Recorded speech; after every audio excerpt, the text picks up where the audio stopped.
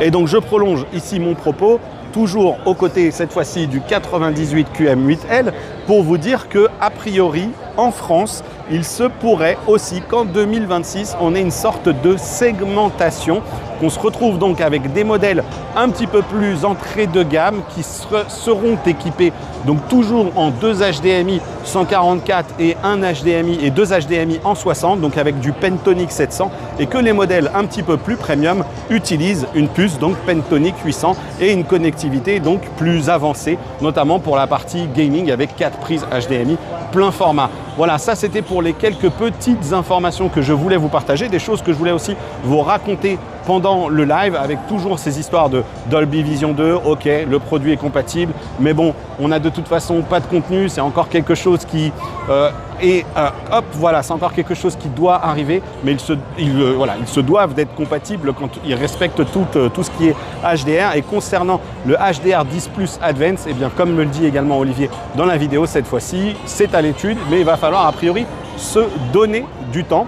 Donc voilà un petit complément d'information que je voulais vous partager. J'ai encore quelques d'autres petits points que j'ai pu aborder avec Marek.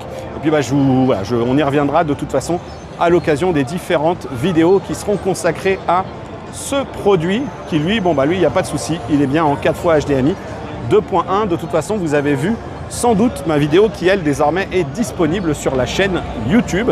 Et puis avec Olivier, on vous a fait, comme je le disais, un autre petit tour des autres produits.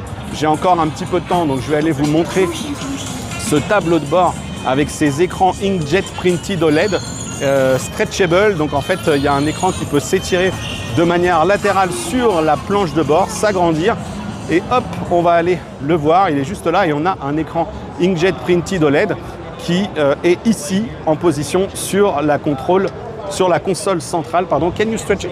Voilà, donc il va nous l'ouvrir, et donc on va voir qu'on va passer de la position la plus courte à la position intermédiaire, voire la plus grande.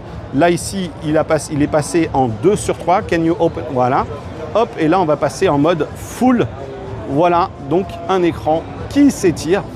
Et là aussi, on vous en parle dans une vidéo complète, avec également ce système d'affichage tête haute, en plus de l'affichage dans le bas du pare-brise. Mais cette fois-ci, on est sur de la technologie micro OLED, et donc il pourrait, à la place d'avoir un dispositif d'affichage tête haute par projection sur le pare-brise, et bien tout simplement intégrer le film micro OLED dans le pare-brise. Mais bon, là c'est clairement quelque chose qui va être plus technique à faire.